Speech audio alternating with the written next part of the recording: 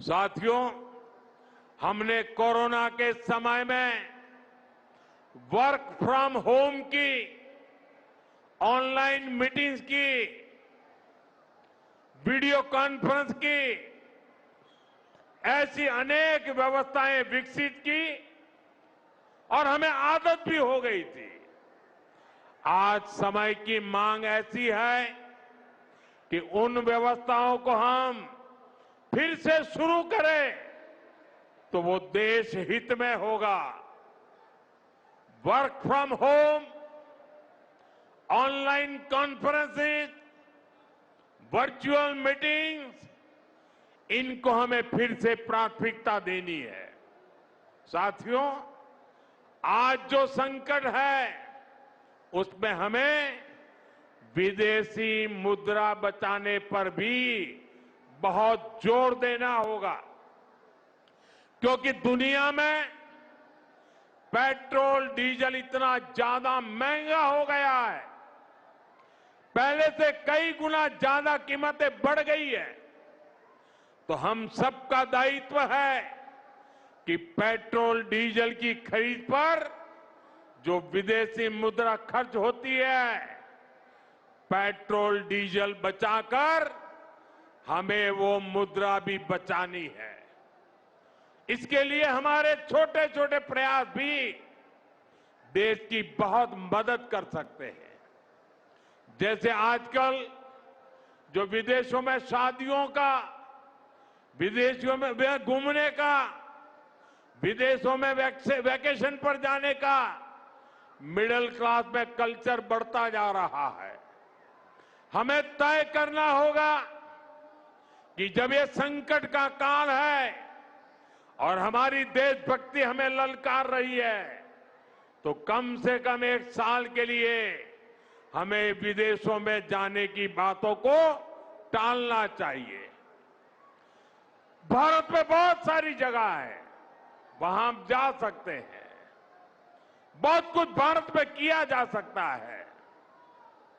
इस बेटी को नीचे बिठाइए, उसे थक जाएगी। उस बेटी को बिठाइए। वो थैंक यू बेटा, थैंक यू। बैठिए, आप नीचे बैठिए। मैंने देख लिया बेटा, उसको देख लिया। अब आप बैठ जाइए। हाँ, इस छोटी बच्ची को क्यों परेशान करते हो भाई? इन बच्चों को बैठने दीजिए प्लीज। बच्चों को परेशान मत कीजिए जी। साथियों, हमें विदेशी मुद्रा बचाने के जो भी रास्ते हम लोग अपना सकते हैं, हमें बचाना होगा।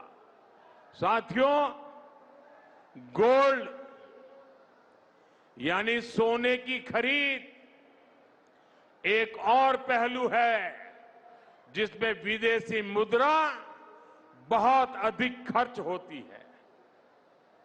एक जमाना था जब संकट आता था, कोई युद्ध होता था, तो लोग देश हित में सोना दान दे देते थे।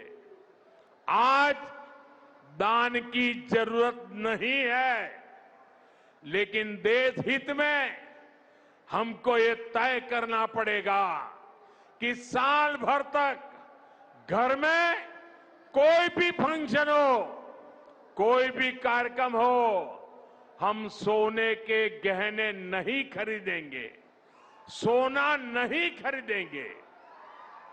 विदेशी मुद्रा बचाने के लिए हमारी देशभक्ति हमें चुनौती दे रही है और हमें इस चुनौती को स्वीकार करते हुए विदेशी मुद्रा को बचाना होगा। साथियों, ये समय एक और बड़े सबक का भी है।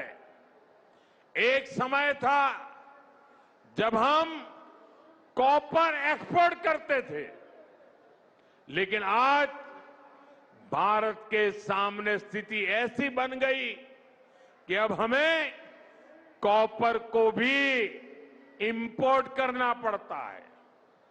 हमारे देश में हड़तालें करवाकर कॉपर प्लांट्स को ठप करवा दिया गया और अब हालत ये हो गई कि हमें कॉपर बाहर से मंगाना पड़ता है और उसमें विदेशी मुद्रा खर्च होती है।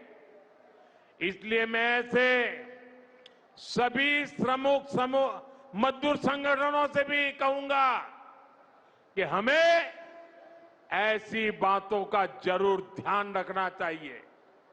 भारत को आत्मनिर्भर बनने से जो भी कदम रोकते हैं उनमें हमें दूरी बनानी होगी और जो लोग ऐसी साजिशों में जुटे हैं उन पर भी कड़ी नजर रखनी होगी।